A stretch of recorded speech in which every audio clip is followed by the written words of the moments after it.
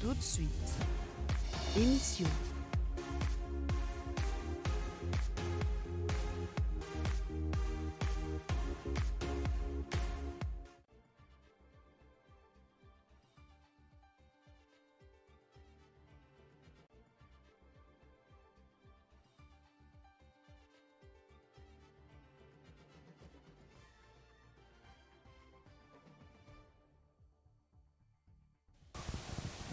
Washington presse le Rwanda. L'AFC M23 annonce son retrait. Psychose à Kasumbalesa. Les morts sont enregistrés.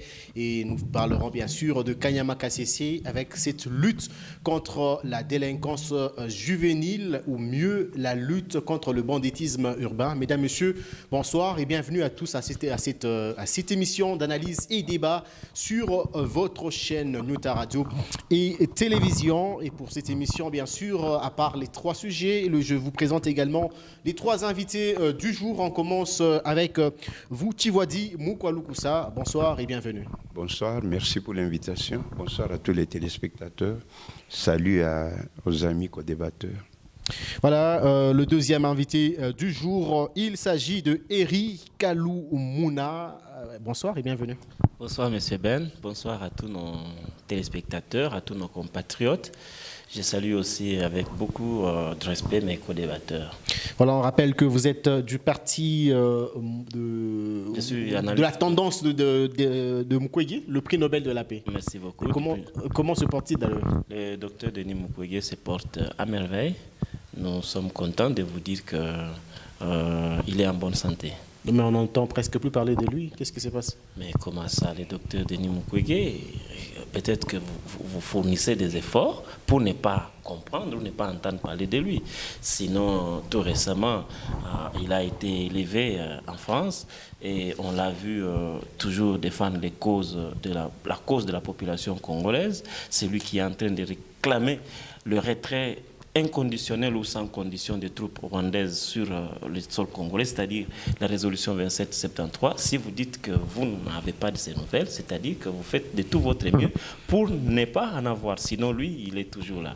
Voilà, c'était Eri Kalumuna, le troisième et dernier invité du jour. Il s'agit de Bienvenue Iraghi. Bonsoir et bienvenue. Bonsoir, messieurs les journalistes. Bonsoir à tous les compatriotes.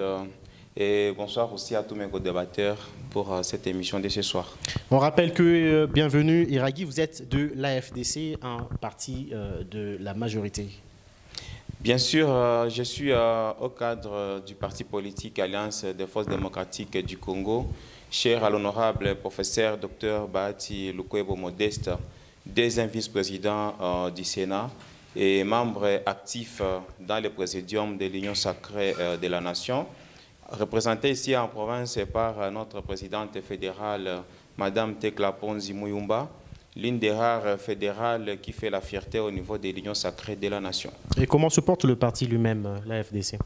L'AFDC se porte très bien. Comme vous avez suivi récemment, nous avons célébré nos 15 ans d'existence au mois de novembre à Kinshasa. D'ailleurs, cérémonie dans laquelle j'ai pris part aussi, où l'autorité morale Modeste Bahati Lukwebo, il a présenté d'abord sa solidarité et sa compassion à toute la population de l'Est qui était encore sous occupation. Mais aussi, il a fait appel à tous les hauts cadres du parti et militants de pouvoir militer pour le retour de la paix en RDC. Donc, le parti politique AFDC est allié. C'est un parti trop actif au niveau de l'Union sacrée de la Nation, avec nos mandataires qui sont en train de faire un travail de titan au niveau du gouvernement, mais aussi de nos élus qui sont en train de représenter valablement la population qui les a fait confiance. Voilà, on va bien sûr commencer par prendre le premier carton de cette émission, l'AFC, que dis-je? J'allais dire l'AFC, mais plutôt c'est la FDC, mais ça porte quand même à confusion de fois. Ah non, quand même, nous avons 4 mots, 4 lettres, et ils n'ont que 2, ils n'ont que 3, donc... Il faut juste bien prononcer. Voilà, AF2C, ce n'est pas l'AFC. Voilà. On va cette fois prendre le premier carton du jour. Ce premier carton, il s'agit bien sûr de la réaction du ministre de la Communication et porte-parole du gouvernement Patrick Mouyaya. Réaction suite à l'annonce bien sûr du retrait des forces rebelles de la ville bien sûr d'Ouvira. Je vous propose de suivre avec nous ensemble. Écoutez, cette annonce, évidemment, je ne commenterai pas le fond parce que nous avons déjà des cadres où les discussions se font. Mais cette annonce a pour seul effet de démontrer que c'est le père qui a envahi, qui a attaqué. Le père a reçu de pression. Et les pères chargent le fils de faire ou d'anticiper sur ce qui va arriver. Les M23, le fils a toujours dit qu'il n'était pas concerné par le processus de Washington. Et comment ça se fait qu'un matin ou un soir, on s'est dit, partant de la médiation américaine. Il est évident ici que c'est une fuite en avant du Rwanda qui veut faire semblant ou faire du maquillage pour nous distraire. Il est évident que ce qui est arrivé à Uvira ne devrait jamais arriver, que ce soit en référence au processus de Doha ou au tout frais processus de Washington. Donc il est évident que nous avons, nous, dans le cadre de la médiation américaine, des garants qui suivent les processus et qui doivent tirer les conséquences de cette violation manifeste de tout ce qui avait été convenu. Ce n'est pas seulement une violation de ce qui a été convenu, mais c'est aussi une succession des crimes. Je pense que vous avez eu l'occasion de suivre ma collègue au cours du débat au Conseil de sécurité. Je ne voudrais pas revenir sur ce qu'a dit le représentant américain dans les détails de ce que nous savions déjà. Il est établi donc désormais que pour tout le monde, vraiment comme né sur le visage, que c'est le Rwanda et l'armée rwandaise qui opèrent. Parce que les derniers événements que nous avons suivis particulièrement dans l'axe Kamanyola-Uvira ont commencé notamment par le missile parti du territoire rwandais. Et donc, ce qui a été fait hier ne concerne que leurs signataires. Ce qui est évident pour nous, c'est que nous attendons que ce qui est prévu dans l'accord de Washington s'applique pleinement. Nous ne voulons pas des choses qui peuvent être faites pour la façade. Ce que nous voulons, c'est le retrait total des troupes rwandaises sur nos territoires. Le retrait ne concerne pas Kouvira, le retrait concerne Goma, le retrait concerne Bukavu et toutes les parties du pays qui sont sous leur occupation. C'est cela l'accord de Washington. C'était là le ministre Patrick Mouyaya qui réagissait par rapport à l'annonce du retrait des rebelles AFC M23, retrait de la ville d'Ouvira. On revient à vous, bienvenue Iraki. On parlait tout à l'heure là de même cette situation inquiétante. Qu'est-ce que vous avez senti, ou je vais dire mieux, que pensez-vous de cette annonce du retrait? Parce qu'apparemment, l'affaire ne serait... Je reprends ici les mots du porte-parole du gouvernement provincial, bien sûr du Sud Kivu, qui dit qu'il s'agit carrément d'une mise en scène pour endormir la communauté internationale. Je crois que la paix a changé de camp. Et désormais, la paix est maintenant dans les camps de nos agresseurs, qui sont le Rwanda, avec leur groupe rebelle AFC M23. Et moi, je reviens un peu en arrière avant de donner mon point de vue. Vous vous souviendrez que le président Félix-Antoine Tshisekedi Tshilombo avait refusé de discuter avec les pantins. Parce que pour lui, les pantins étaient utilisés par des puissances et des lobbies qu'il fallait identifier. Et dans sa diplomatie agissante, il a commencé par aller d'abord dépouiller les lobbies et toutes les puissances qui appuyaient ces mouvements Parce que nous pouvions commencer par les dialogues, comme ça a été réclamé par Martin Fayulu Madidi, la Cinco l'opposition et également, autres, la Cinco réunie. Mais le président ne voyait pas ça comme une bonne stratégie. Il fallait d'abord commencer par une diplomatie pour dépouiller ces rebelles de M23 et leur puissance de tous les pouvoirs qu'ils possédaient. Et depuis que nous sommes en guerre contre le Rwanda, ça fait maintenant une décennie, presque 30 ans que nous sommes en guerre avec eux, il n'a jamais été prouvé officiellement que c'est le Rwanda qui a attaqué la RDC. Et c'est comme ça que nous avons commencé les pourparlers d'Angola.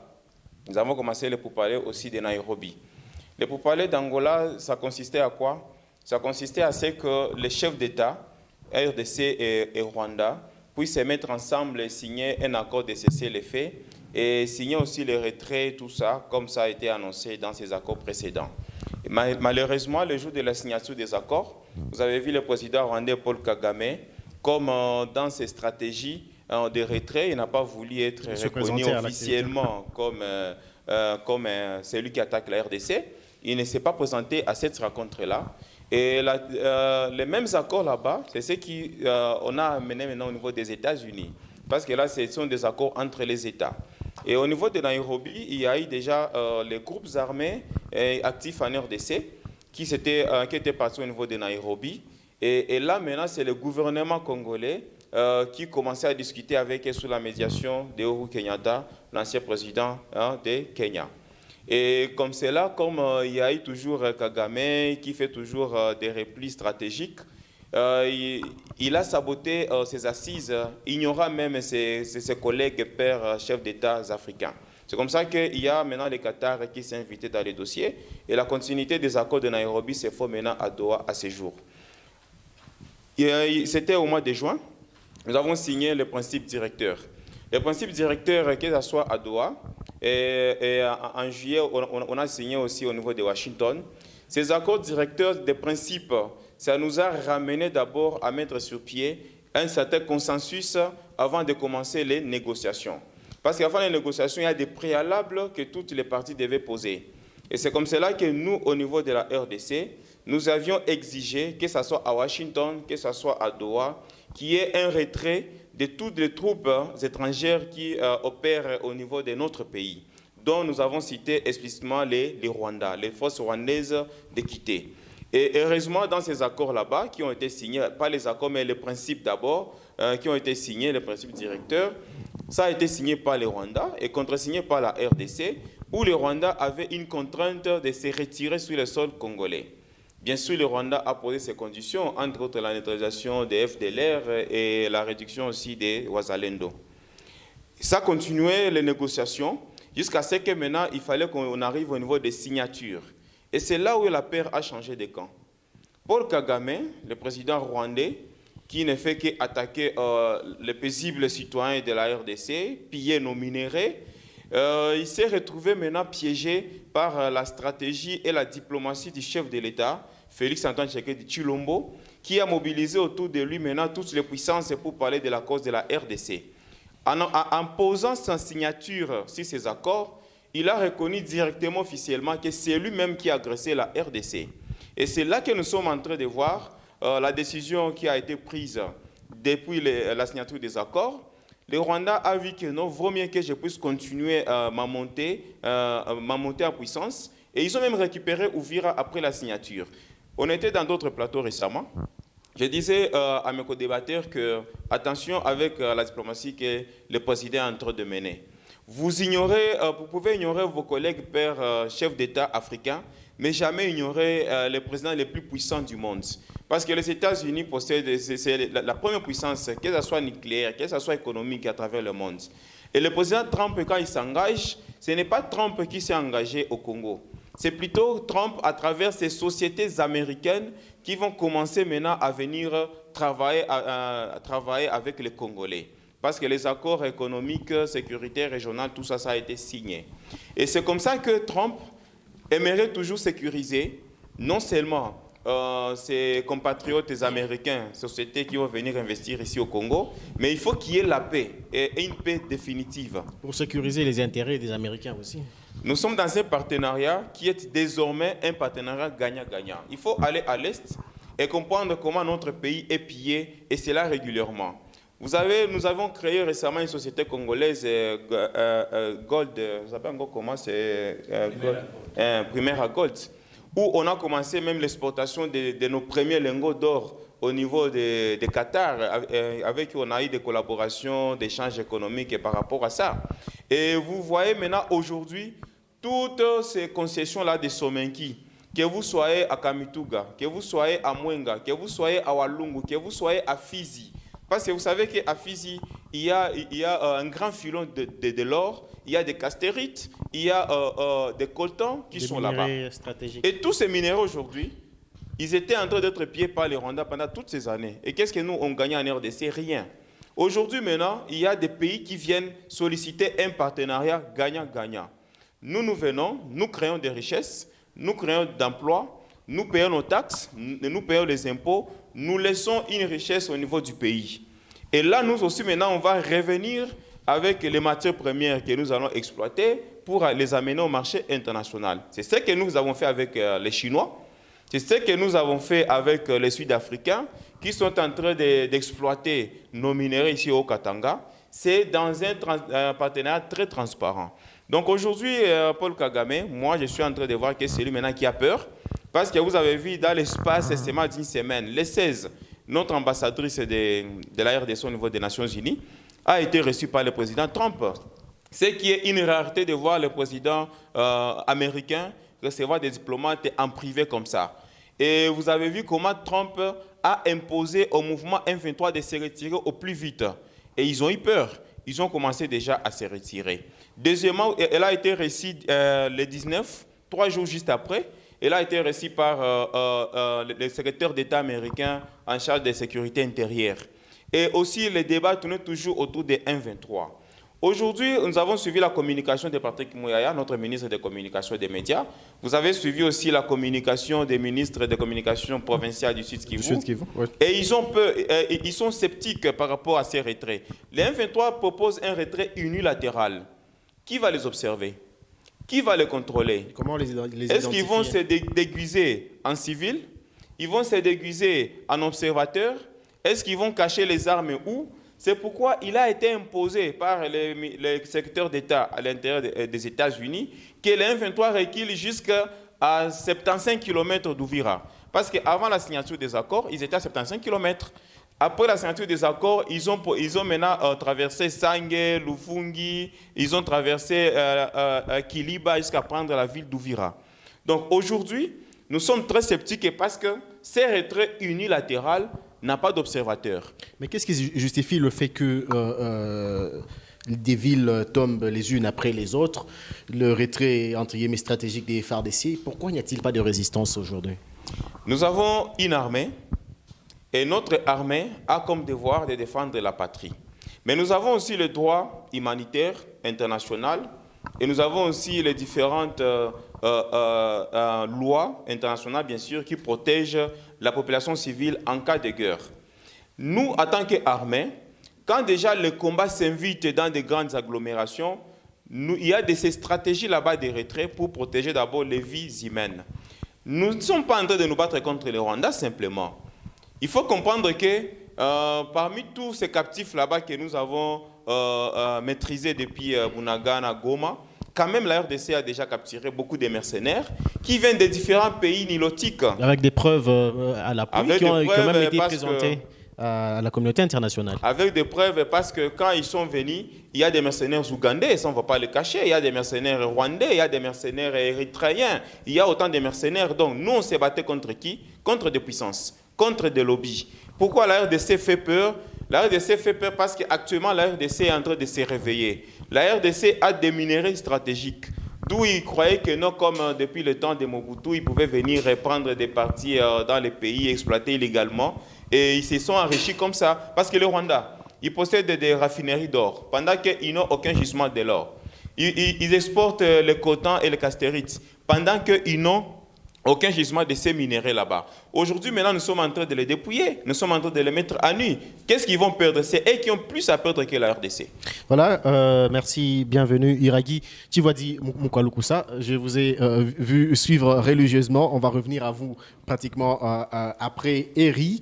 Eri, vous avez suivi Bienvenue qui parle de ce retrait stratégique parce qu'il faudrait aussi protéger la population parce que dans une zone ou une agglomération qui est peuplée, on ne peut pas quand même aller en guerre ou carrément souhaiter qu'il y ait des affrontements. Bon, merci beaucoup pour la parole que vous nous passez ou que vous nous donnez. Je sais que vous êtes le modérateur et que vous avez la police du débat. Je l'ai aussi religieusement suivi pendant beaucoup de minutes. Je me vous en aurez aussi. Et enfin, je me suis dit, mais vous en aurez. nous autres, là, on est bien. Non, mais, nous sommes des téléspectateurs directs. C'est aussi stratégique parce qu'il fallait qu'il plante le décor. Voilà. Et du coup, il a dit beaucoup de choses sur lesquelles il est vraiment très important de revenir. Mais parce qu'il a pris beaucoup de temps, on ne sait pas en tout cas les rattraper dans toutes ces erreurs.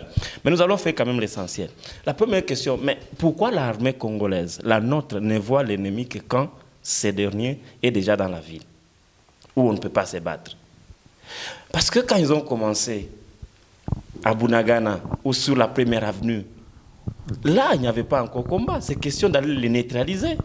Quand l'ennemi est dans la première parcelle, allez, organisez-vous pour boucler cet endroit et le neutraliser avant qu'il ne puisse acquérir de toutes les capacités de nuisance possibles. Je me demande, quand il dit que oui, nous sommes en guerre, il y a des lois qui protègent la population, sûrement, et on ne veut pas à ce que nos peuples ou notre population puissent mourir. C'est cela. Mais l'armée congolaise, la nôtre, devrait aussi commencer à attaquer. Quel est le plan national ou à partir de quelle ville le gouvernement central de notre pays organise la riposte vigoureuse promise, tant entendue par le peuple congolais? Pour le moment, c'est d'abord la diplomatie. Vous comprenez? Bon, finalement, il faut qu'on nous dise, parce que la communication, il joue aussi pour beaucoup. Quand le président se met devant le peuple, il demande le second mandat, ou il sollicite le pouvoir, il demande, soutenez, votez pour moi, et moi je vais écraser. Je vais faire la guerre. Vous avez ces mots. À partir d'ici, à Koulanda qu'on a été, Lissassi Moko, si seulement un Congolais meurt. C'est ça la promesse avec le peuple congolais. Mais alors, une fois qu'il a le pouvoir, on le voit changer et il opte pour un langage plus doux, la diplomatie. Et puis, cette diplomatie, elle est aussi faillible. Parce que ce qu'on nous dit sur les plateaux de télévision est très différent de ce que le peuple vit sur le terrain. Si vous devez voir ce qui se signe dans les bureaux, dans les capitales étrangères, tout ça, mais sur le terrain, en tout cas, c'est la mort. Je voudrais revenir aussi un tout petit peu sur le parcours de ses propos. Il dit que c'est le président Félix Tshisekedi qui est venu mettre à nu le Rwanda et que pendant plus de 20 ans peut-être, 30 ans. Il faut aussi compter ces années. Il a déjà 7 ans. La guerre, elle date de 3 décennies. Alors, donc pendant plus de 23 ans, 22 ans peut-être, on nous agressait, mais on ne savait pas qui nous agressait. Non, ça c'est faux. Il faut même aller voir les discours de l'ancien président Joseph Kabila sur l'état de la nation, quand il est en train de dire « nous sommes agressés par le Rwanda ». C'était bien dit. C'est même documenté. Qui a accepté ça? Non, attendez. Le rapport mapping. Ce n'est pas une œuvre faite sous Félix Tshisekedi. Le rapport mapping, c'est un rapport qui va de 2003 à 2013, pendant 10 ans. C'est noir sur le blanc, le Rwanda. Mais vous dites qui a accepté ça, qui a validé cela. Mais les enquêteurs, les observateurs de l'ONU qui ont fait ces rapports mapping, ils étaient congolais? Non, ils étaient du monde entier. Pour combien de résolutions? C'est-à-dire, même sous Joseph Kabila, quand Goma est tombé, il y a eu une résolution qui a obligé au M23, soutenu par le Rwanda, de se retirer. Et cette résolution n'avait pas souffert pendant plus de 3 mois. En une semaine, il s'était retiré. Bienvenue précise que la résolution, c'était contre le M23 et non contre le Rwanda. c'est une erreur stratégique. Parce que si aujourd'hui vous devez dissocier le M23 du Rwanda, vous vous trompez, vous vous mettez le doigt dans l'œil. Le M23 égale le Rwanda depuis que ça a commencé et c'est jusqu'aujourd'hui. Vous, Kinshasa, vous avez changé de narratif. Le monde entier et nous, Congolais, nous savions qu'il n'y avait pas de M23 sans Rwanda. Mais vous nous avez dit, non, il y a le M23 et il y a le Rwanda à phare. Et voilà comment vous êtes partis, vous trompez, vous signez avec le Rwanda à Washington et vous signez, ou vous êtes en voie de signature vers Washington, parce que même à Doha, vous avez aussi posé les bases d'un accord. Mais pourquoi vous allez doublement primer le Rwanda et à Washington et le primer encore à Doha? Vous avez donc roulé les Congolais. Et ça, il faut demander, présenter vos mea culpa devant la population congolaise. On ne peut pas. Oui, c'est ça, parce que tromper tout un peuple... Il faut comprendre la logique. C'est un délit. C'est un délit. Et je vais continuer. Okay. Et donc, vous comprenez que ce n'est pas Félix Tshisekedi qui va se taper la poitrine de dire non, au fait, j'ai démasqué le grand Rwanda qui était... Non, le Rwanda, c'était un agresseur de notre peuple depuis très longtemps et c'était connu, c'est même documenté. Je vous ai cité les rapports mapping qui retracent tous les faits, en tout cas, toutes les exactions et même leurs auteurs. Bon, aujourd'hui, quand Félix Tshisekedi est arrivé au pouvoir, et nous l'avons vu un moment tenir, je pense, au début du deuxième mandat, si je suis très précis, c'est au mois de janvier ou février 2024. Au mois de février, voilà. Il a tenu un point de presse où il a reconnu qu'à un moment, le M23 était invité à Kinshasa. Il dit en lingala, par mois. C'est ça le premier mot qui sort. Et puis il essaie de se rattraper.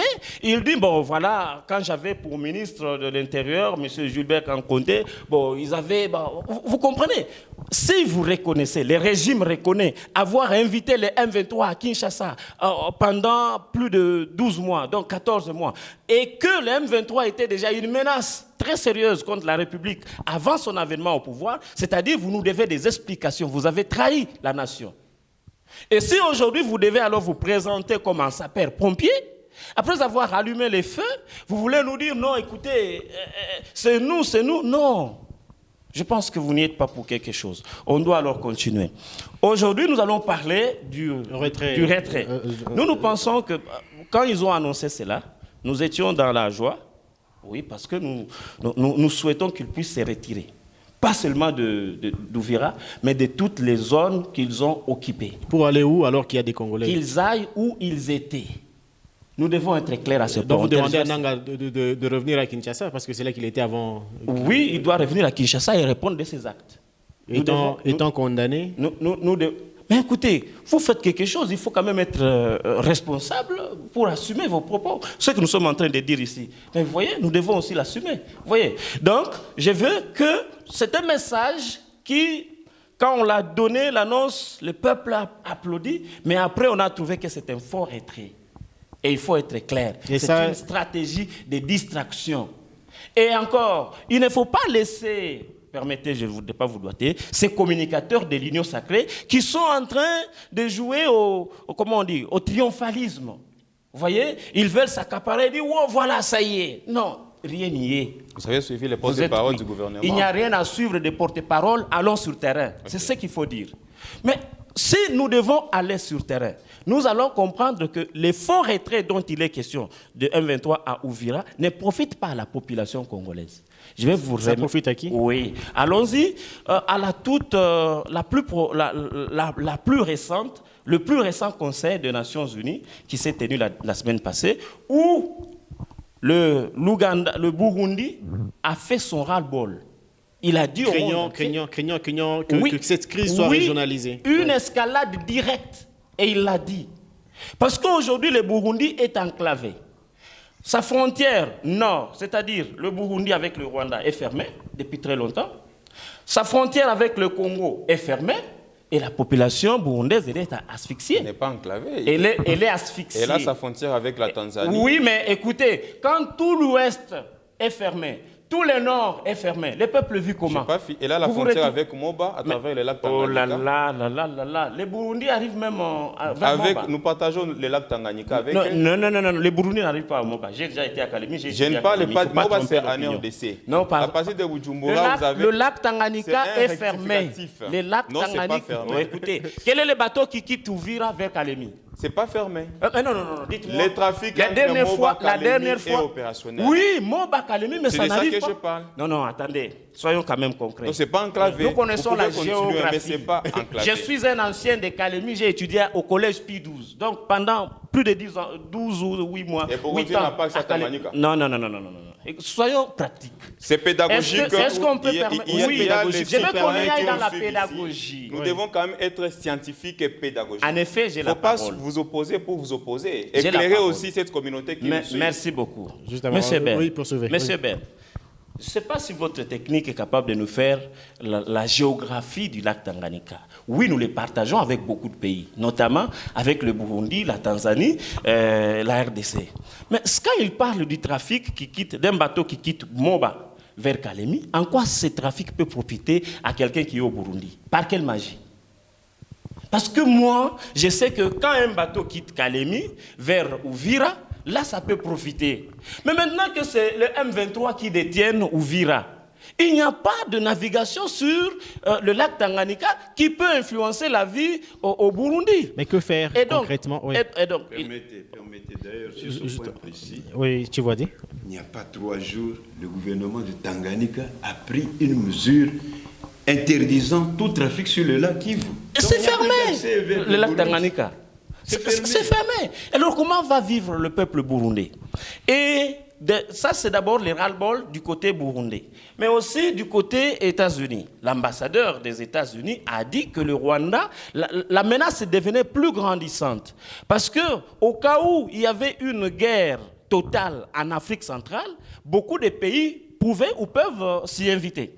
Cette semaine qui commence, il y a l'Ouganda, c'est-à-dire le président Yoweri Museveni, qui prévoit une réunion entre les présidents des Grands Lacs, notamment Félix Tshisekedi, Paul Kagame, Ndayishimiye et lui-même, pour essayer de voir qu'est-ce qu'ils peuvent faire pour calmer la tension.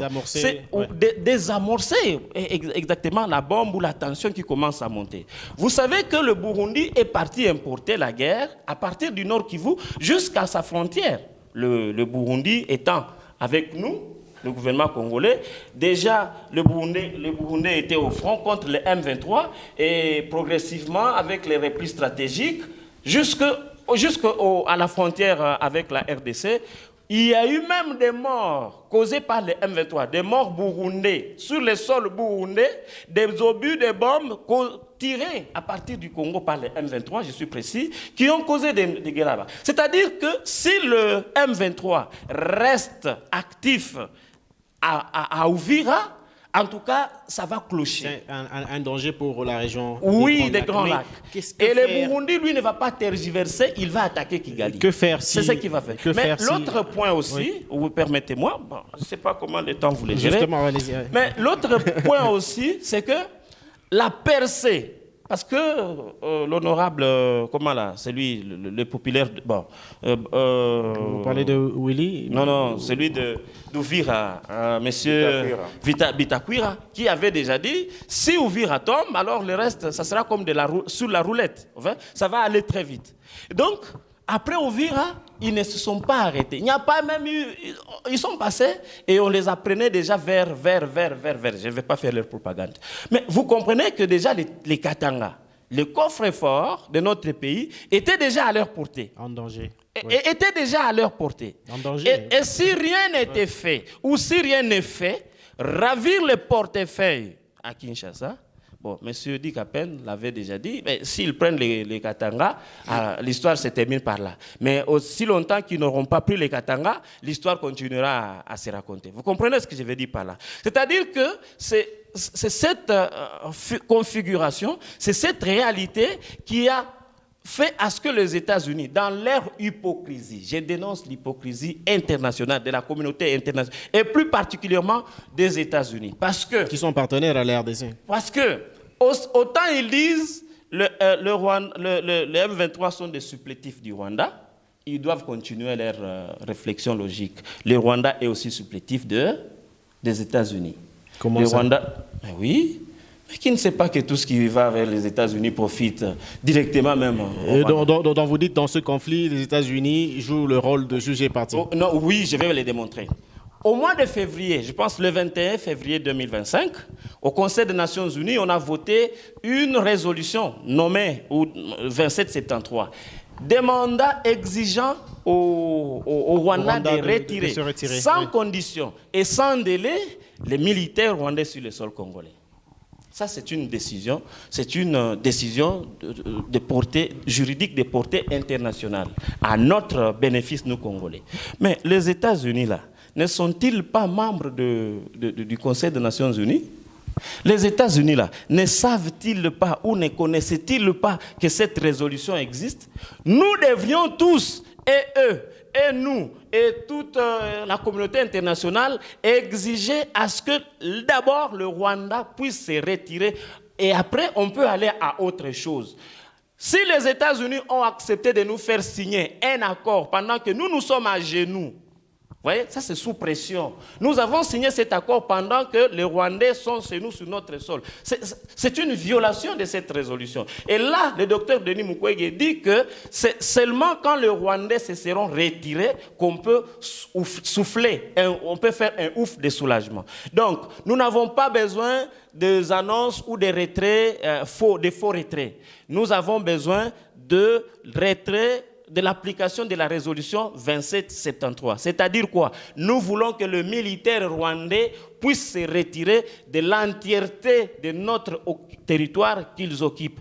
De Uvira, Goma, Bukavu, Masisi, Kalehe et Bunagana, où ils sont aujourd'hui, qu'ils puissent se retirer et qu'ils puissent démanteler leurs administrations parallèles. Là, on peut dire qu'ils se sont retirés. Mais aujourd'hui, quitter Uvira, allez, on a tout, bon, je ne sais pas si les Swahili est autorisé.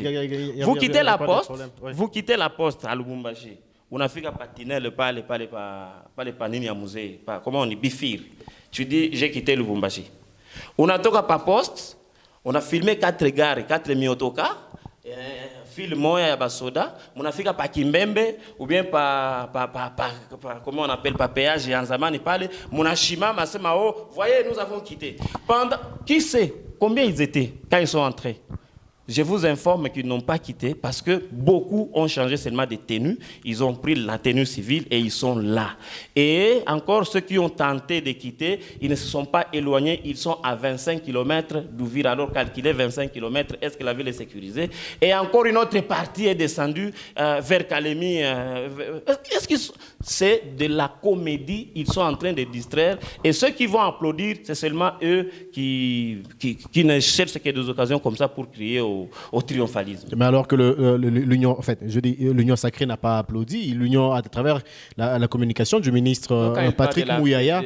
De la diplomatie agissante. Il s'agit de quoi? Il y a quand même eu des sanctions, oui, tu vois. L'Union sacrée a fait une marche de soutien à cet accord hier. C'est pas du triomphalisme. L'avant-hier, en exigeant bien sûr le retrait. De Washington. En exigeant le retrait. Le 27 juin 2025, on signe un préaccord qu'il a qualifié, oui, un préaccord. Accord de principe. Oui, l'accord de principe. Mais les villes sont tombées après cet accord de principe. Alors tu vois dit. Mais pourquoi les États-Unis deviennent bons seulement quand Ouvira tombe? Ouvira, c'est quoi?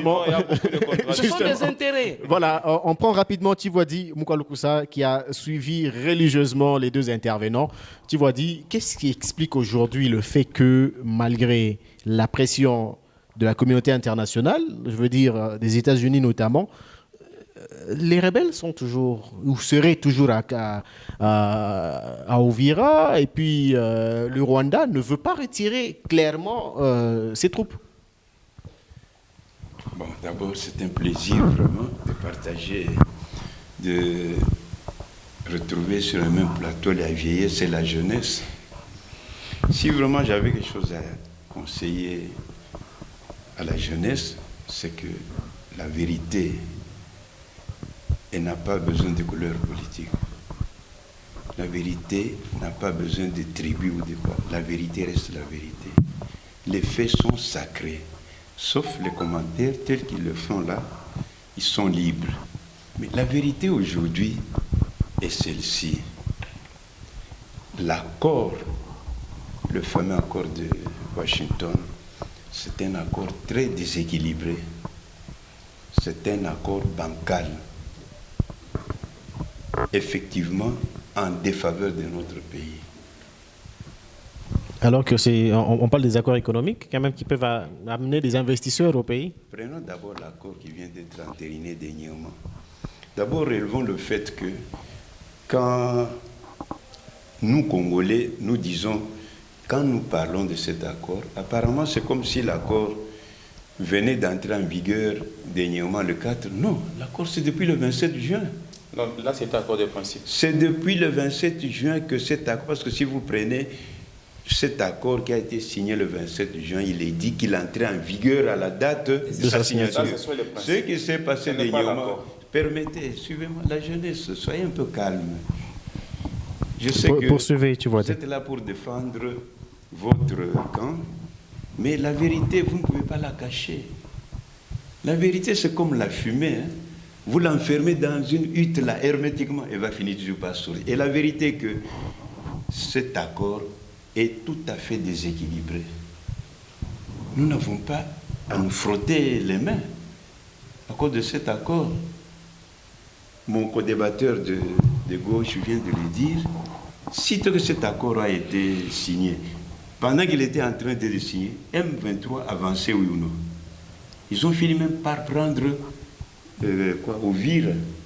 C'est-à-dire que cet accord-là n'est pas ce que vous croyez. Regardez comment, dans votre camp, vous êtes plongé dans vous êtes resté en pleine fiction, en plein fantasme. Tout le monde voit que avec cet accord, les choses ne vont pas marcher. Non, vous avez même organisé dernièrement une marche de soutien. Mbata a organisé une marche. Malheureusement pour lui, ça a été un fiasco. Bon, ça c'est vous qui dites, mais pour lui, il a quand même atteint son objectif. Il a demandé, même si le professeur Bahati était là. Même le professeur Bahati n'était pas là. Son autorité morale était là. Il était empêché. Bemba n'était pas là. Le président Vital n'était pas là. Oui, les drapeaux du parti. Les drapeaux, on a vu beaucoup de drapeaux. Il précise que non, on a vu beaucoup de partis là-bas. Ne vous opposez pas à une réalité quand même. La vérité était Il y a eu plus de drapeaux que d'hommes. C'est cela. Les images sont là. Suite à certains empêchements et Le tout, nombre voilà. de marcheurs là, le nombre, ce que nous avons vu, je crois que même Kabound pouvait faire mieux que ça. Non, c'est un fiasco. Les cadets de l'opposition. Le problème est, cet accord-là, au mieux, Les Congolais vont dire que les Congolais, comme toujours, nous nous complaisons dans un optimisme béat qui ne s'explique pas. Parce que nous devons retenir que la sécurité, la défense de l'intégrité du territoire d'un pays, c'est une tâche régalienne par excellence de tout gouvernement. Mais maintenant, quand tout doit venir des États-Unis, de Washington, de Trump, où est la place du gouvernement congolais? Où est la place de l'armée congolaise? Non, ce retrait, comme l'a dit Eri, au mieux, c'est un retrait étonnant. Au pire, mais il est très douteux. Parce que la preuve est que on ne sait même pas. Eri vient de dire qu'ils sont à 25 km, mais il paraît qu'ils sont dans Uvira même. Oui, bon, à 25 km, c'est à Donc Uvira. ils sont dans Uvira, ils ne sont pas partis. J'ai suivi le porte-parole du gouvernement du Sud Kivu, Maître qui a reconnu Didier que ces Kabi. gens-là, ils ont simplement enlevé leur tenue. C'est cela. Ils se sont dilués dans la masse. Ils sont présents. À tout moment, ils sont prêts à intervenir. Le porte-parole qui parlait d'une mise en scène. D'ailleurs, Ouais. si ce Pour n'était ceux pas qu'on n'a pas vrai, apprécié, comme vous l'avez dit. mais si ce n'était pas vrai, puisqu'ils se sont retirés depuis avant-hier, je crois, est-ce qu'aujourd'hui, vous pouvez nous affirmer la main sur le cœur que l'armée et la police congolaise sont à Uvira? C'est une Ils question. sont pas là. Ah, c'est pas une question. Et pourquoi un retrait avec condition? Ouais, Parce qu'ils ont dit à condition. Mais comment avec ça? beaucoup de conditions. Comme pour dire que ce sont eux qui gèrent la situation. carrément. Jusqu'à preuve du contraire. Faire quel est- d'Uvira quel est- une zone quel est- Parce tampon. qu'aujourd'hui, le gouvernement congolais ne peut pas nous dire, n'est pas capable de nous dire que Uvira est sous la molette du gouvernement central. Donc, ici, arrêtons tout simplement de camoufler la vérité. La vérité est que nous sommes dans une très, très mauvaise position. Ok. Nous sommes dans des très sales draps, parce que même s'ils pouvaient se retirer effectivement de Ouvira, mais est-ce que le problème aurait été résolu? Parce qu'aujourd'hui, c'est que les Congolais, nous voulons que ces gens se retirent de tout l'ensemble Du territoire. qu'ils occupent. C'est ça. Aujourd'hui, Nanga l'a dit, ce qu'ils ont gagné par les canons, ils ne vont pas les libérer par Une des déclaration, résolutions, par une des déclaration télévisée. Alors, à ce moment-là, nous autres, nous nous demandons, est-ce que la solution, aujourd'hui, viendra de ces accords-là, ou bien la solution viendra d'ailleurs? Ailleurs, ça C'est veut aussi dire... une question. En tout cas, la solution ne viendra pas de Ah, vous ces répondez accords. déjà. J'y réponds. Ok. Oui. Parce que je suis concerné comme vous. Votre malheur, c'est de croire que ce problème ne concerne que vous, vous préoccupe vous. Alors pour vous, tu vas dire la solution viendra d'où quand vous parlez d'ailleurs? L'intérieur, ça doit partir de la cohésion, de la solidarité, de l'union des cœurs, De l'adhésion de populaire. l'union des âmes, de l'union des esprits des Congolais. Et qu'est-ce qui manque pour qu'on y arrive? Ce serait mis dans cette position-là qu'on pourrait attaquer le problème. Implicitement. Sinon, aujourd'hui, moi, je reste toujours sceptique. Je ne m'imagine pas cette guerre se terminer avec ce régime. Je ne vois pas ça. Par quel mécanisme? Même si les Américains venaient, c'est vrai, le gouvernement vient de signer des accords De coopération, de de coopération militaire et de défense. Ils ont ceci. Même si les Américains venaient, ils vont juste peut-être chercher à défendre là où il y a leurs intérêts, les mines qu'ils vont exploiter. Est-ce que les Américains s'intéressent à avoir une guerre frontale sur terre avec qui que ce soit? On ne voit pas ça. La preuve, c'est que les Américains, ils ont quitté la Somalie, ici en Afrique, la guerre entre les pattes. Les Américains ont échoué au Vietnam. Les Américains ont échoué en Corée. Partout, les Américains, des bombardements, oui. Mais la guerre sur terre, non, ils ne sont pas là. Donc, aujourd'hui, Voilà. nos amis du pouvoir doivent comprendre que ça, c'est une affaire congolaise. Il faut me protéger, je suis seul contre deux, donc je dois avoir aussi le temps de parler. Tellement qu'il y a beaucoup de Vous choses aurez, qu'il vous faut aurez, carrément vous aurez, éclaircir. oui. Non, non, non, la vérité n'a pas besoin de majorité. Ni de temps. D'ailleurs, un sage a dit, quand on dit vrai, on est la majorité, même si on est seul, contre des millions. Ok, tu vas dire, on a parlé des failles et tout ça, mais ici, qu'est-ce que vous proposez concrètement? Parce que je vous ai entendu dire que la guerre ne prendrait pas fin avec les accords signés à Washington. C'est quoi que vous proposez concrètement comme piste de solution face à ce problème que le peuple congolais est en train de décrier? Ça fait plus de 30 ans que des Congolais meurent dans l'Est et il faut quand même qu'une solution soit trouvée. Dans la mesure où les frustrations créées par ce régime dans les Congolais sont, on peut dire même mortelles, il faut d'abord résoudre ce problème. En faisant quoi? Arrêter avec l'arrogance, le mépris des autres Congolais, que les Congolais tous. D'ailleurs, ce n'est un secret pour personne. Aujourd'hui, du côté de l'opposition, cette guerre est conçue comme une affaire entre Nanga et Chilombo. Ça, tout le monde le voit. Il n'y a pas à se cacher. Beaucoup de Congolais de l'opposition ne se sentent pas concernés par les gesticulations de Mouyaya, les gesticulations, les élucubrations du gouvernement. Or, pour pouvoir gagner une guerre, il faut que tout le monde soit uni autour d'un seul objectif, pas d'un individu. Et cela passe par le dialogue que l'opposition ne cesse de réclamer, je crois. Ok. Voilà, bienvenue à vous. Monsieur le journaliste, permettez que je vous Voilà. accorde déjà votre micro. Parce que Je sens je que dois vraiment vous avez éclaircir. beaucoup de choses à dire. Ouais. D'abord, je salue la sagesse du doyen, puisqu'il y a un adage qui nous dit toujours que si la vieillesse savait, la jeunesse pouvait. Et quand je parlais de ça, quand la guerre a commencé en RDC, avec les années 96, je n'avais même pas encore 8 ans, dans les temps.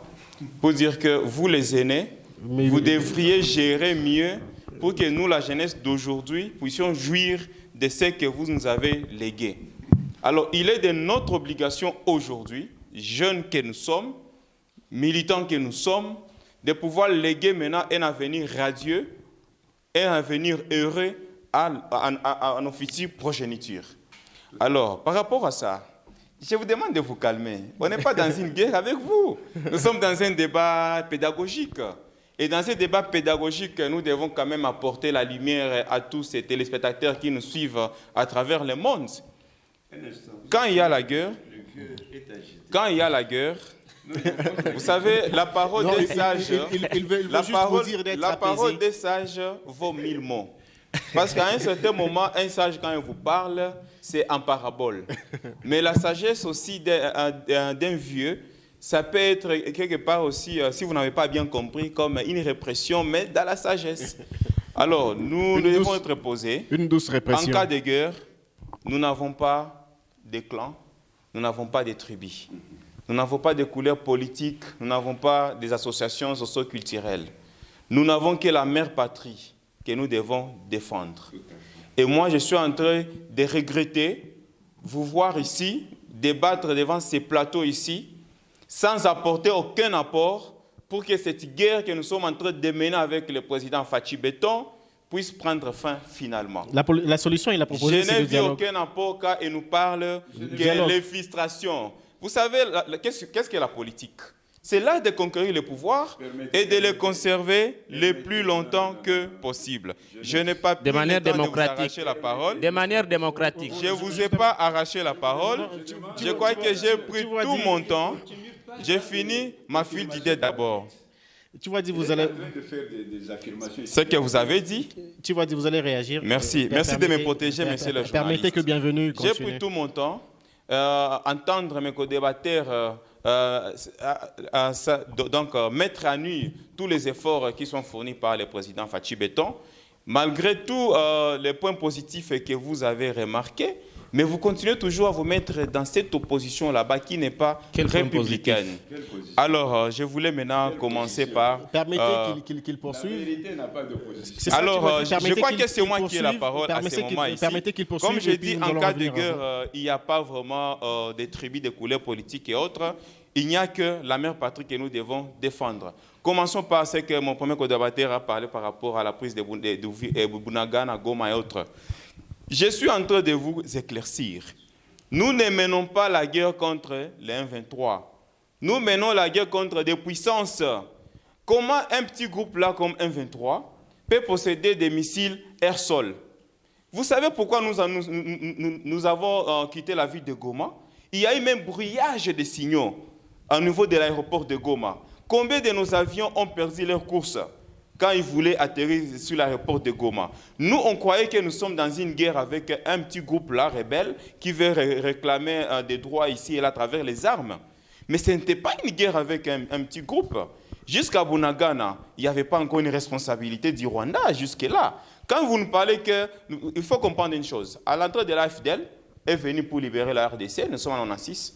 En 98, déjà, il y a un premier groupe armé qui a été créé, qu'on appelle RCD, avec les Arras, Rubéra et les autres. Et ils se sont proclamés contre l'ensemble de RCD, Rassemblement congolais pour la démocratie, qui s'est changé plus tard après les accords de 2003, pendant la réunification. Nous avons connu en 2008, maintenant c'est la CNDP qui a été créée. Après CNDP, ils se sont transformés en M23 en 2012-2013 et revenir encore à M23 bis en 2019-2020. Nous sommes en train de vivre le même scénario. Et je voulais aussi vous préciser une chose. Le rapport est différent d'une résolution. Parce qu'un rapport n'est pas contraignant.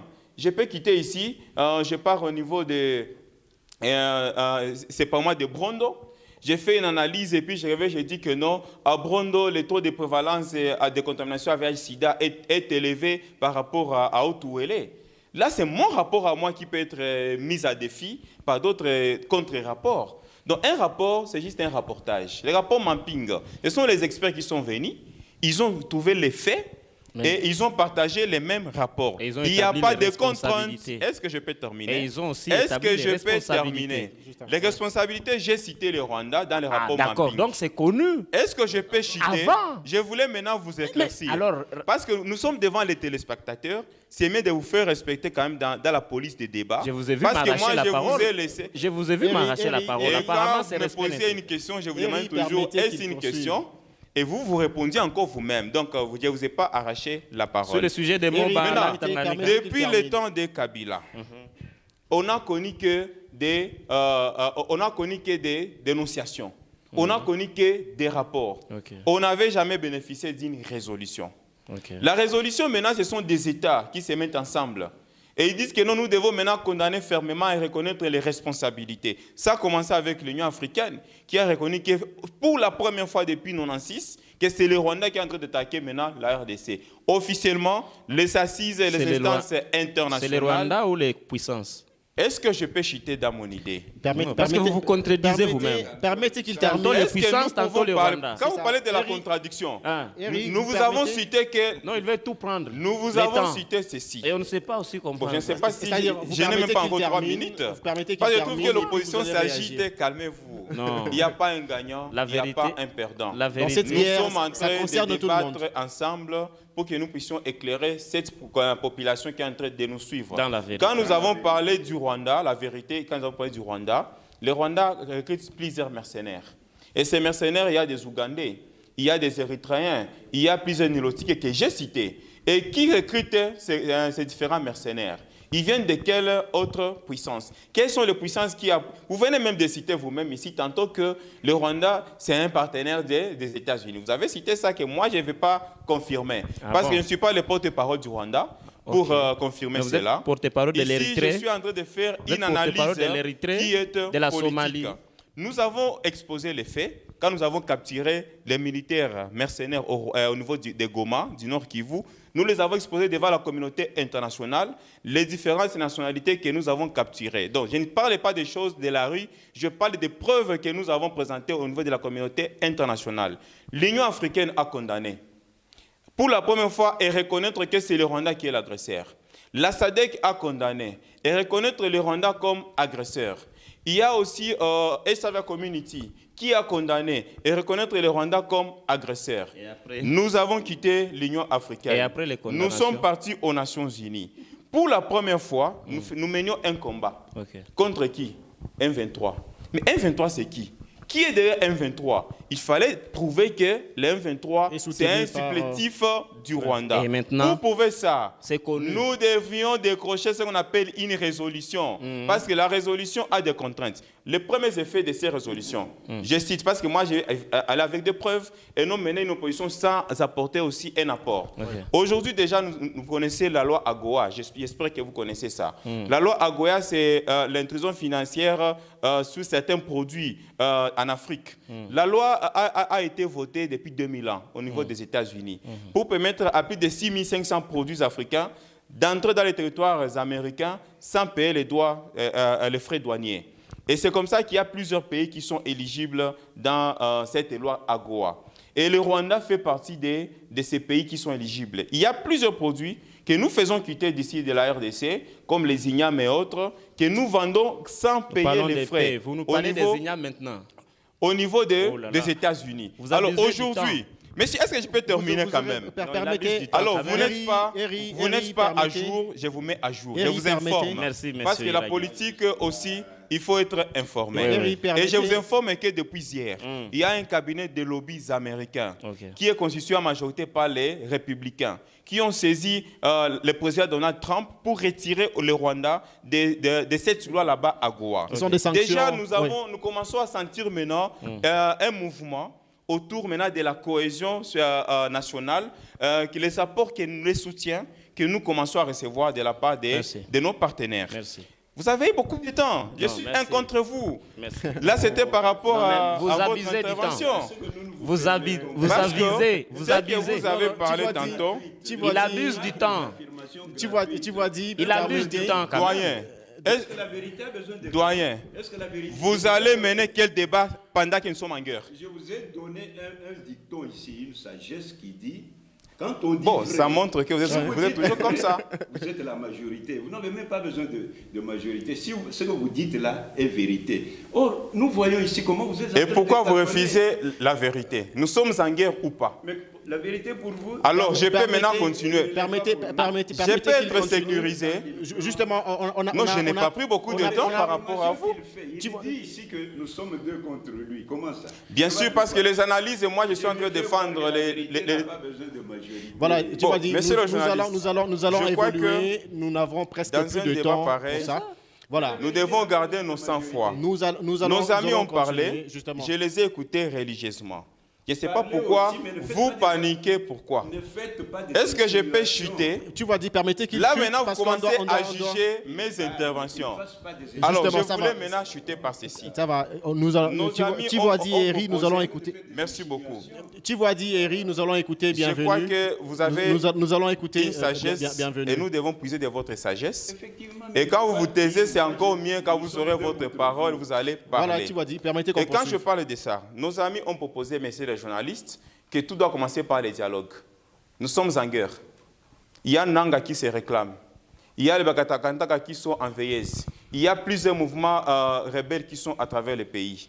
Nous allons discuter avec qui? Mais pourquoi vous signez Nous seulement avec allons les M23 pendant que vous savez qu'ils nous sont allons nombreux? discuter avec qui? Pourquoi vous signez seulement avec les Toutes M23 les pendant qu'ils Est-ce sont que je nombreux? peux terminer, mon Eri, frère? Les Codeco tuent, Toutes- les Mobondo tuent. Eri, permettez Ah qu'il bon? termine comme ça. Mais vous pourquoi aurez le seulement temps. alors qu'il Vous réponde aurez- de vous ces aurez le temps questions? pour réagir. Permettez que. C'est lui bienvenue qui a continue. droit de me poser des questions et non vous. Avec vous, on code. Néanmoins, vous avez compris. Mais c'est lui Justement, qui a voilà. droit de me L'idée est poser passée. la question. Eri, Ok. permettez Alors, qu'il- nous avons connu combien de dialogues Dans le pays, intercongolais sous le temps de Kabila? Sans que rien n'échange. Combien C'est de une négociations que nous avons eues? Vous voulez que je C'est- réponde? Non, vous ne me répondez pas. Merci beaucoup. Alors, toutes ces négociations que nous avons eues, ça nous a amené où? De RCD à CNDP à un 23 première vague. Ça- Nous n'avons jamais eu une paix qui est durable. Pourquoi? Parce que nous négocions avec les supplétifs au lieu de négocier avec les faiseurs de loi. Les faiseurs de loi, c'est qui? C'est les Rwandais. Maintenant, aujourd'hui que nous avons dépouillé le Rwanda comme l'agresseur officiel de la RDC. Et c'est même Rwanda qui a accepté de signer cet accord là-bas. Et il a même accepté de retirer ses forces rwandaises sur le sol congolais. Chose qu'il avait toujours niée sous le temps de Kabila. Il n'avait jamais accepté qu'il était en RDC. Maintenant qu'il a accepté, il est temps maintenant aujourd'hui que nous puissions d'abord faire sortir le Rwanda de la RDC. Et là maintenant, on va s'asseoir autour des tables pour maintenant parler de la paix, de la Donc, réconciliation. concrètement, vous soutenez l'idée du dialogue, mais après le retrait du Rwanda. Bien sûr, parce que vous voyez, nos amis ne comprennent pas.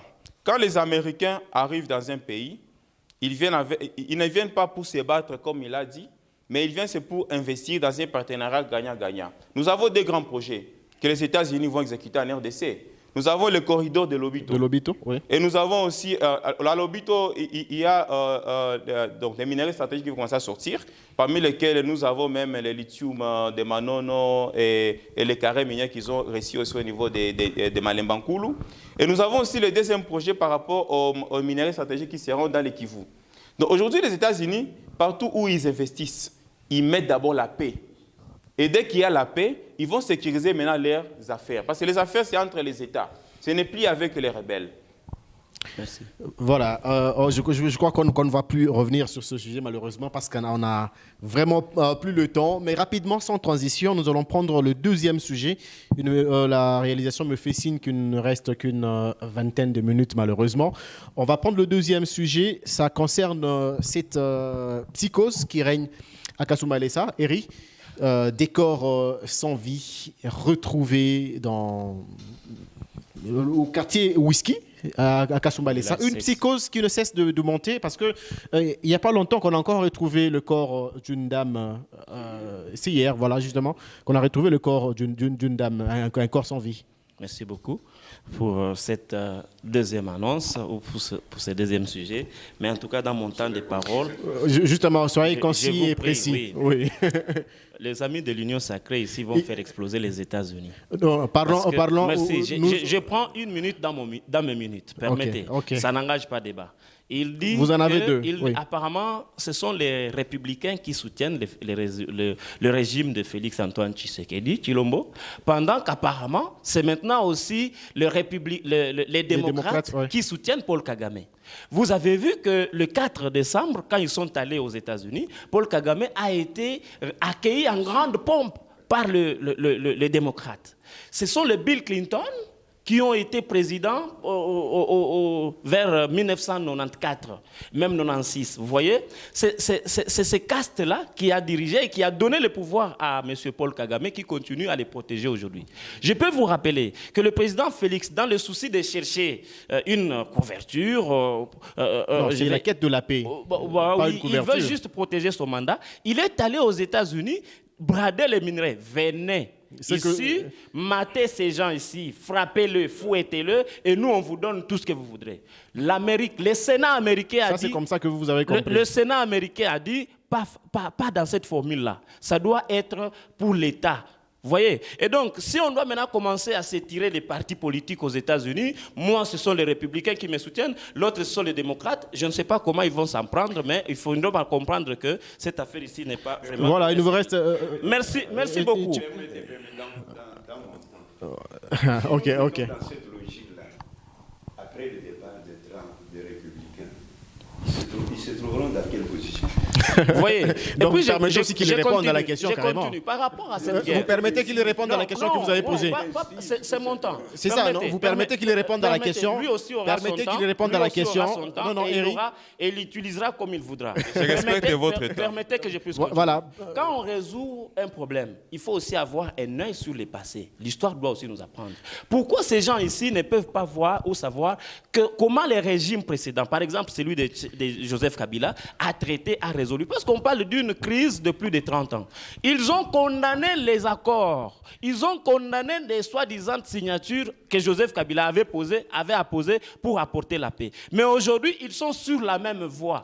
Voilà. Ils ont dit que les accords ont vendu le pays. Mais aujourd'hui, ils vendent le pays. Ils veulent qu'on puisse applaudir. Le pays n'est pas vendu. Donc, moi, je pense qu'ils doivent être honnêtes. Et enfin, par rapport à ce sujet... Par rapport à la situation sécuritaire dans le Haut-Katanga. S'il vous plaît, nous devons être honnêtes. L'ingratitude, c'est un vice. S'il n'y avait pas de dialogue précédent dans ces pays, l'IDPS n'arriverait pas au pouvoir. Je donne mon doigt à couper. Bon, voilà. Parce qu'en 2002, par exemple, le pays est saucissonné. Alors, comment vous pouvez réunir si nous sommes allés aux élections en 2006, c'est parce qu'il y a eu dialogue. Maintenant, vous, aujourd'hui, parce que vous êtes au pouvoir, vous ne voulez plus parler du dialogue, vous commencez à diaboliser. Il y aura Je vous informe qu'il n'y a jamais eu un dialogue sous les pactes sociaux. Il n'y en a jamais eu. Voilà, je vous rassure, il y aura une émission spéciale uniquement sur le dialogue. Merci beaucoup. Parlons cette fois, oui. Je ne voudrais pas terminer cette partie sans lui rappeler les propositions. Parce qu'apparemment, il dit que l'opposition ne propose rien. S'il vous plaît. Le docteur Nous sommes sur le deuxième débat déjà. Est-ce que vous pouvez vous assumer? Mais sur le deuxième débat, on n'a plus de temps par rapport aux thématiques qui nous ont été invitées ici. S'il vous plaît, s'il y a la guerre, mais on ne peut pas parler de cela. Donc, comprenez que c'est très important. Il y a 3 propositions du docteur Denis Mukwege et de nous Mukwege. Je pense que lui aussi va se retrouver. D'abord, nous sommes en train d'exiger que les Rwandais se retirent l'application sans faille de la résolution 73. Et vous réclamez le dialogue à 2773. Il réclame le dialogue. Ça, c'est la première. J'ai dit 3. La première proposition, c'est l'application. Oui. Et nous condamnons Félix Tshisekedi pour avoir accepté de signer l'accord pendant que nous avons les militaires étrangers rwandais sur notre territoire. Il fallait signer pour qu'ils partent. Il aurait dû d'abord attendre, exiger que ces gens partent. Il n'est pas le chef de l'État. Il n'est pas le chef de l'État. Mais le chef de l'État... Finalement, oui. Et la deuxième proposition, c'est les dialogues. Non, tu vois, permettez qu'il termine, comme ça on va revenir à vous. On n'a plus le temps. Et enfin, le docteur propose l'organisation de la conférence internationale pour la paix en RDC. Je n'ai plus le temps pour... Nous devons encore nous tourner vers la communauté internationale. Vous avez épuisé votre temps. Merci beaucoup. Ce n'est pas vous qui avez le chronomètre. Par rapport à ce qui se passe à Kasumbalesa, par rapport à ce qui se passe à Kasumbalesa, c'est affreux. Vous voyez, quand vous êtes sur ces lieux-là, vous voyez comment les corps humains se sont 13 corps retrouvés. décomposés. Oui. il ne reste plus que des fémurs, des crânes, pour d'autres corps en décomposition très avancée, en putréfaction très avancée, d'autres corps tout fraîchement abattus. Vous comprenez d'abord que c'est un lieu du crime, c'est un lieu de la mort qui a déjà beaucoup duré dans le temps. Et on voit l'irresponsabilité du gouvernement, des dirigeants. C'est-à-dire que dans ces pays, un groupe ou quelqu'un peut s'organiser en brousse, commencer à attribuer la mort à ses compatriotes pendant des années, jusqu'à ce que les cadavres des victimes se décomposent, qu'on ne soit plus à mesure de les identifier quand on n'a plus que les crânes. Au Congo, ici, on va identifier que c'est Mujinga Koma. Parce que même pour un avion qui a fait les crashs à Lualaba, on n'a pas encore de conclusions, pas même des études ni des enquêtes. Alors, que dire de quelqu'un qui ne reste plus que les fémurs? Vous comprenez? C'est-à-dire que l'insécurité se porte à merveille. Mais il y a aussi un autre service qui est aussi mis en cause, c'est les transports. Apparemment, ou en grande partie, je n'affirme rien, ce sont les motocyclistes qui en sont beaucoup victimes. Oui. Mais quand vous avez quelqu'un qui paye la taxe, qui la chie qu'on a la taxe, mais à un moment on dit que Léo a Shonekani, sa famille, il a Oliza. Comment vraiment vous ne pouvez pas, vous, ministère du Transport, arrêter par exemple la mairie, parce que la taxe, vous voyez, pourquoi vous ne pouvez pas comprendre que ces gens qui sont en train de se perdre 15 corps, c'est beaucoup, mais comment l'État n'a pas su capitaliser les temps qui lui étaient impartis pour qu'il puisse démanteler ces gens avant qu'ils ne tuent la 14e ou la 13e personne? Comment faire pour pour résoudre, parce que c'est un défi, c'est vrai, quelle solution que vous proposez? Je pense que la solution, c'est que d'abord, le pouvoir public doit prendre ses responsabilités. Ses responsabilités parce qu'à Kasumbalé, apparemment, tous les services qui sont là sont focalisés vers l'argent. Vous voyez, qu'on puisse trouver l'argent dans la douane et on oublie la vie de la population. Et les dangers, je vous l'ai dit, donc, permettez, je ne fais pas la gloire du M23, mais on peut avoir des groupes rebelles qui se développent dans la forêt, mais à l'insu de la population, de ceux qui nous gouvernent. C'est-à-dire que les dirigeants, ils doivent bien chercher un mécanisme de communication avec la population. C'est-à-dire que quand il y a une famille qui se plaint n'avoir pas retrouvé les siens, on ne doit pas être abandonné. Qu'est-ce qu'on constate aujourd'hui? Si moi je perds le mien, je vais toquer partout là, et puis la police ne va pas mourir. Non, ce n'est pas leur affaire. Leur affaire, c'est quoi? L'État Makuta. Makuta Yanini, il y a carburant. Bon, que je les retrouve ou pas, ce n'est pas leur affaire. Vous comprenez que le gouvernement doit prendre ses responsabilités, d'abord en instaurant un cadre permanent de dialogue avec nous, la population, pour que quand nous sommes tués, quand nos membres ne se rentrent pas à la maison, nous puissions dire et qu'ils puissent suivre jusqu'à démanteler cela. Je sais que le temps est vraiment imparti. Il y a beaucoup de propositions à proposer. Mais vous préférez vous limiter par là. Dans ce sens-là, oui, parce que moi, je ne monopolise pas la parole. Tu vois, dis-moi quoi, Luku, ça fait quand même peur que l'on voie ces personnes qui meurent comme ça. Ça rappelle une vague qu'on a connue également à Lubumbashi, l'affaire sac, où on mettait des gens dans des sacs carrément.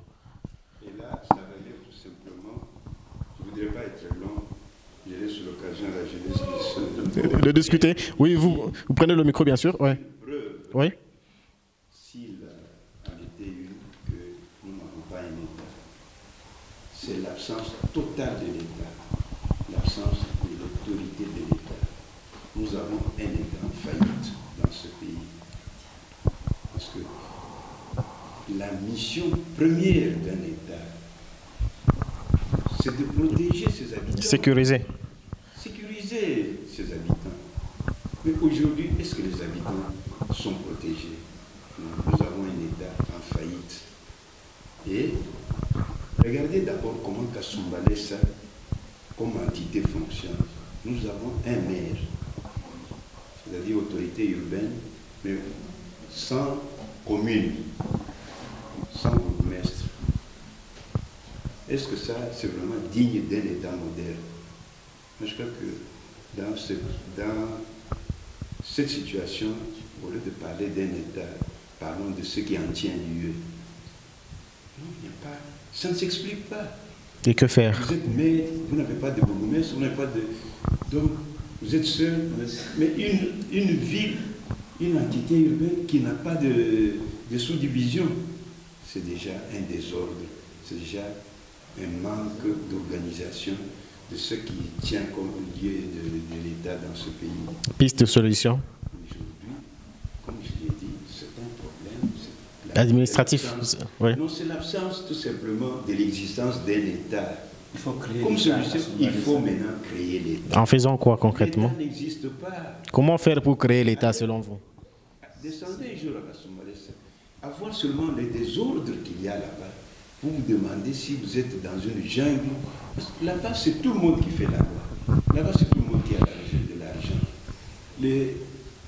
J'ai appris même que le maire de Kasumbalesa habiterait, dormirait en famille. Bon, ça, on ne va pas l'affirmer tant qu'on n'a pas de preuves.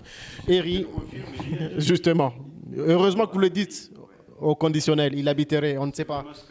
Voilà. La population est médusée, choquée, scandalisée, mais parce que c'est pas ça Kasumbalesa. Absence totale de l'État. Rapidement, Eri, que dis-je, bienvenue. Vous réagissez par rapport bien sûr, à ce deuxième sujet que nous traversons, bien sûr, cette situation sécuritaire inquiétante à Kasumbalesa, mais on peut le dire de façon générale parce que l'insécurité, c'est partout. Je compatis d'abord avec ces familles endeuillées. Ce sont des compatriotes qui sont tombés. Et à mon nom propre, je présente mes sincères condoléances à toutes ces familles. Nous avons un chef de l'État et quand nous l'avons voté, nous lui avons donné tout son pouvoir constitutionnel. Et c'est quoi le pouvoir constitutionnel d'un président?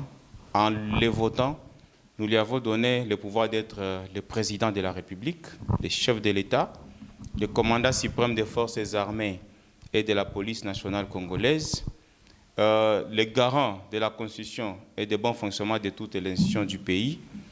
Et il est la seule personne qui peut engager son État pendant son mandat. Et j'assume que notre président est dans la jouissance de son mandat. Au-delà de ma compassion à ces populations-là, je dois éclairer une chose aussi. Kasumbalesa, c'est une ville frontalière. Et ce n'est pas seulement au Congo où il y a des soucis sécuritaires au niveau des frontières. Même si vous êtes à Tunduma, entre Tanzanie et la Zambie, il y a toujours des problèmes. C'est pourquoi même la nuit, les gens ont peur même de voyager la nuit. Quand vous allez à Lupia, et d'ailleurs pendant les élections d'Edgar Lungu, quand il a échoué les élections, moi j'étais à Lupia. Lupia, c'est la Zambie, la frontière entre la Zambie et Puerto, où on a connu beaucoup de corps sans vie, et c'est là régulièrement. Quand il fait déjà 16 heures, on ne pouvait pas quitter Uvira pour entrer en Zambie. Les problèmes sécuritaires entre frontières, c'est un problème persistant. Et qu'est-ce que nous devons aider? Qu'est-ce que nous devons faire pour aider à l'État de bien agir? La sécurité ne m'appartient pas. La sécurité n'appartient pas à l'État. La sécurité, c'est moi et nous tous. Nous devons dénoncer. Quand il y a un motard, comme il a dit tantôt, qui ne se fait pas voir sur l'arrêt, l'État saura comment il y a un motard qui a disparu. D'où nous devons commencer par une organisation. Une organisation, c'est ça? Un taxateur n'est pas censé connaître tout le monde qui est dans le marché, s'il vous plaît. Il représente Alors, je voulais éclairer mon co-débatteur d'un aspect. Il y a ce qu'on appelle la police de proximité. C'est mieux qu'ils lisent cette loi qui a mis en place cette police. C'est ce que j'ai proposé. Et la police de proximité, ce n'est pas proposition, ça existe. C'est vous qui ne savez pas comment collaborer avec ça ne fonctionne pas là-bas. Je suis souvent à Kasumbalesa. Je parle avec les OPJ régulièrement. Et à Kasumbalesa, il y a des causeries qui se font pour ceux qui sont déjà éclairés. Ça, je vous informe. Il ne faut pas insinuer ce que vous ignorez. Moi, j'ai vu de Kasumbalesa. Eri, on n'a plus le temps pour... Nous sommes en train de parler de la police. Oh, je crois que prochainement, il faudra respecter quand même la parole des autres. Parce que quand vous parlez, je fais que vous écoutez. Et quand j'ai mon petit temps de parole, vous me laissez aussi parler. Voilà, poursuivez bien. Alors, la police de proximité fonctionne comment? Avec les 3 P et les 3 R. Parce que moi, j'avais participé à la toute première formation de la police de proximité en 2012, parce qu'il y avait 3 villes pilotes. Il y avait les sites qui Bukavu, Mbujimayi et Kinshasa. Pas Kinshasa, mais Matadi. Et la police de proximité, il faut comprendre comment elle fonctionne. Aujourd'hui, maintenant, ce n'est pas une nouvelle unité, non. Mais c'est une nouvelle idéologie qu'on a mis sur la police. Les 3 P, c'est quoi? Notre police doit prévenir les crimes et non gérer les crimes.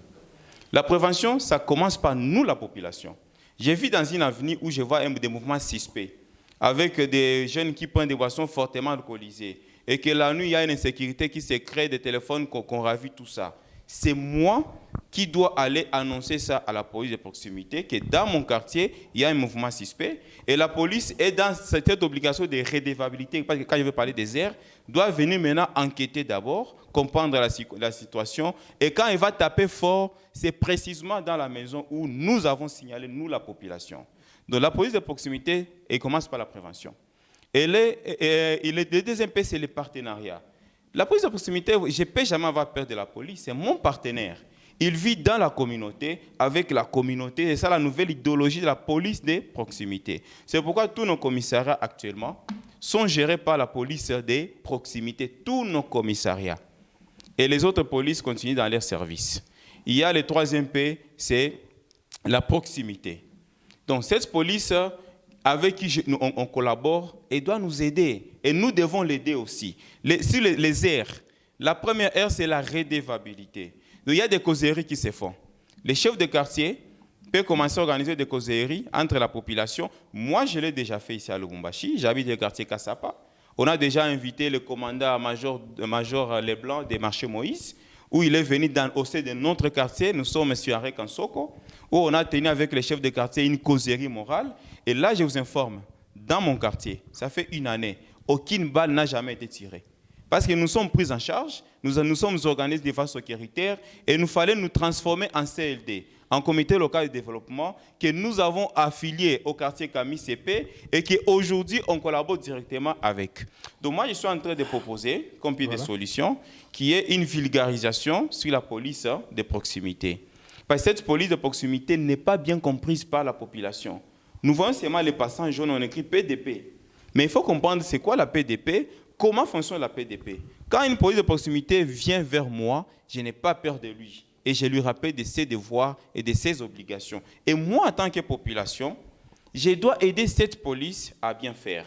Donc voilà un peu ma suggestion, et tout en compatissant toujours avec la population et les familles qui ont perdu les leurs pendant ces barbaries. Voilà, je vous retiens pour le 3e sujet rapidement. Pendant qu'on parle de la police de proximité, il y a aussi le phénomène Kanyama Kasese. La population ne cesse de se plaindre. Je reviens toujours par rapport à la sensibilisation autour de ça. Kanyama Kasese n'est pas la jungle telle qu'on est en train de décrire. À Kanyama Kasese, on ne forme pas des militaires. À Kanyama Kasese, c'est une école paramilitaire. Et là, il y a des formations accélérées où on fait sortir un enfant de la rue, on fait sortir un jeune désœuvré dans une formation professionnelle et on les remet à la disposition de l'État. Moi, j'ai été à Kanyama Kasese, j'ai visité ce que les généraux sont en train de faire là-bas. Plutôt, ceux qui sont là-bas ne veulent plus retourner encore dans la rue. Ceux qui sont là, ils sont maintenant transformés en menuisiers, ils sont transformés en maçons, ils sont transformés en agriculteurs, ils sont transformés dans beaucoup de choses. À Kanyama Kasese, c'est un centre purement de formation professionnelle. Mais la population se plaint, soi-disant qu'il y a... C'est pourquoi moi je demande qu'il y ait une sensibilisation, une communication autour de ça. Nous voyons bien sûr, moi aussi je peux condamner peut-être à un certain moment la façon d'arrêter les gens. Tout le monde n'est pas en face de la rue, tout le monde n'est pas comme ci, comme cela. Donc moi, à mon avis, il faut qu'il y ait une sensibilisation autour de ces phénomènes là-bas. Mais nos enfants qui partent à Kanyama Kasese sont bien formés, ils sont payés régulièrement par l'État congolais. Voilà, tu vas dire rapidement sur ce 3e sujet. Bon, en tout cas,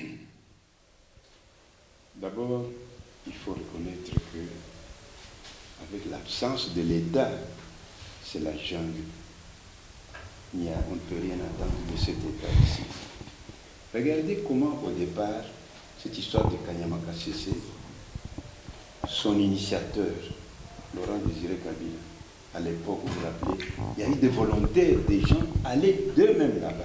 Même actuellement, j'en ai vu certains. Il y en a. Une exception.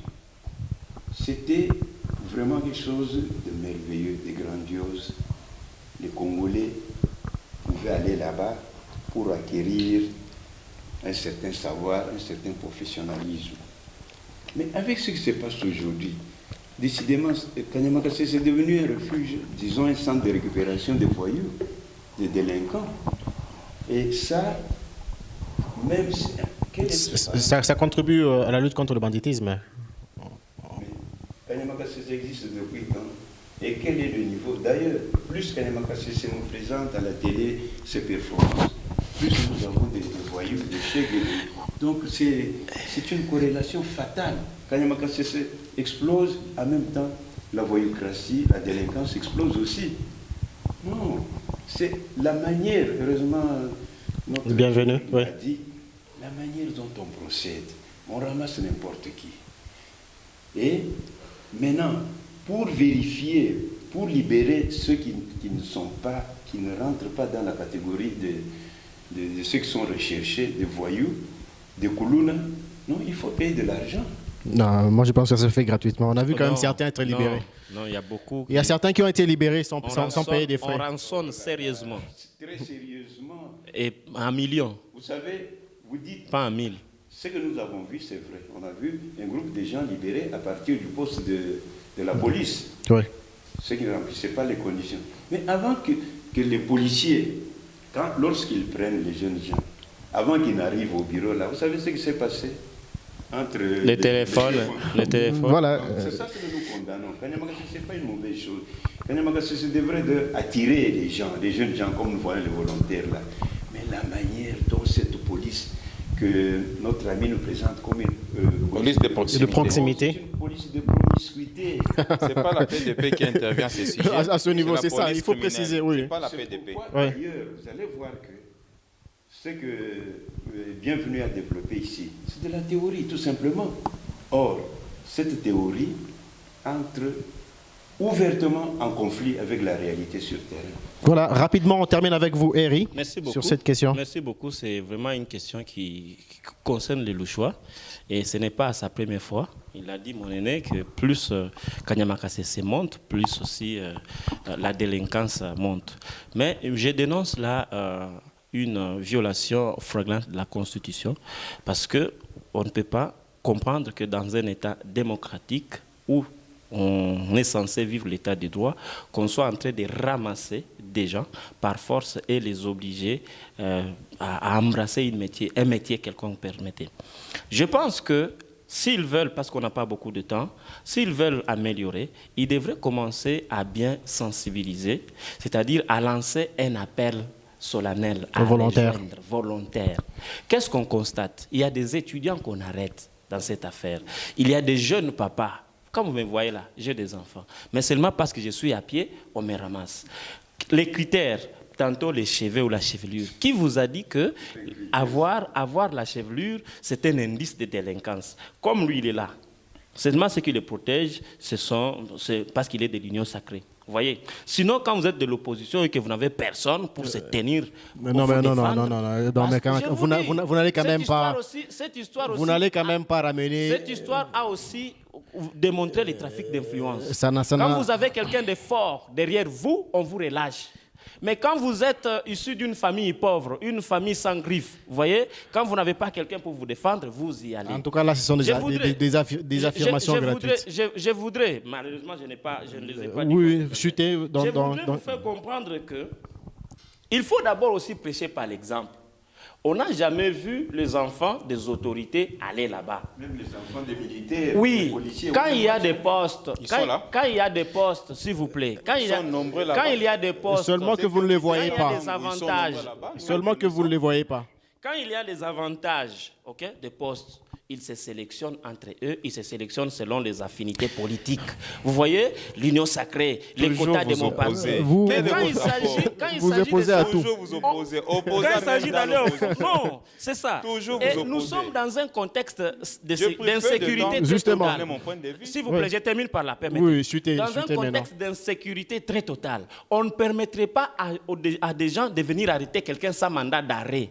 Ça, c'est la loi. Parce que les malfrats commencent aussi à profiter. On ne peut pas vous arrêter? Oui, dans la flagrance. Mais quand quelqu'un est en train de se promener... ne sont pas non, des s'il vous criminels. plaît. Quand quelqu'un se promène avec ses cheveux tout Non, librement, des criminels. il a enfreint que loi. Je voudrais dire ceci. Il y a des gens qu'on ramasse et dont la destination n'est pas tracée. C'est-à-dire que vous avez la chance quand c'est vraiment l'État congolais qui vous ramasse par force. Mais quand ce sont comment on les appelle, ceux qui enlèvent les reins des gens, les kidnappings, vous voyez, quand vous tombez dans le piège des kidnappeurs, vous pouvez dire que vous comprenez qu'en ces moments ici, il n'est pas vraiment bon d'appliquer cela parce qu'il y a aussi des malfrats qui vont aussi commencer à faire cela. Et surtout, l'État congolais, il doit commencer à faire appliquer la loi. Vous arrêtez quelqu'un, il faut un mandat d'arrêt. C'est juste pour recadrer une chose.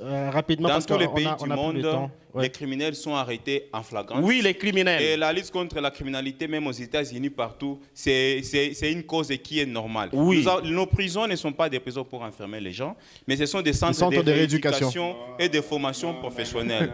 Alors, comme nos prisons, nous qui avons déjà fait la prison dans ce pays, nous sommes de rééducation. Nous parlons de la philosophie. Je parle de la philosophie de la prison. La théorie. Alors, comme la capacité d'accueil est réduite, des arrestations ces arbitraires. criminels là-bas sont en train de se transformer maintenant au niveau de en bâtisseurs de la nation. En bâtisseurs de la nation. Voilà, c'est donc apportez votre proposition et non condamner, juste condamner. Voilà, malheureusement qu'on n'a plus le temps. Oui, tu vas dire rapidement. Dans ce pays, de voir un enfant d'un militaire, un voyou, un délinquant, enfant d'un militaire ou d'un policier envoyé à Kanyama. Ils sont là. Voilà, nous aurons le temps de faire des démarches, vous le verrez. En camp Vangu, ils sont là, ils sont partis. Voilà, c'est donc par là qu'on va mettre un terme à cette émission d'analyse et débat sur votre chaîne. Merci pour votre fidélité. Il ne me reste plus qu'à dire merci à Tiwadi Moukalukusa. Merci Eri Kalumuna Mukwegiste, je précise. Merci aussi à Bienvenue Iragi de l'AFDC. Merci beaucoup et tous mes compassions encore à toutes les communautés de l'Est qui sont toujours sous occupation. Merci pour votre invitation. Mes compassions à la population de Kasumbalesa qui est en larmes, mais aussi à celle de l'Est qui est aussi en larmes. Je souhaite mes meilleurs voeux pour ceux qui vont fêter et bonne année pour les autres. Ouais, ici, je voudrais tout simplement revenir sur un mot que j'ai tiré des déclarations de bienvenue, la redevabilité. La population de l'Est aujourd'hui, la redevabilité vis-à-vis de cette population ne réside pas dans les souhaits, dans les condoléances, plutôt dans les actes, pas dans des récriminations, pas dans... En tout cas, on aurait bien souhaité que ce débat continue, mais on a presque plus de temps. Donc, nous vous disons merci pour l'attention accordée à cette émission. InfoScanner revient la semaine prochaine avec d'autres invités et certainement d'autres sujets. Au revoir. Quand même, c'est ça.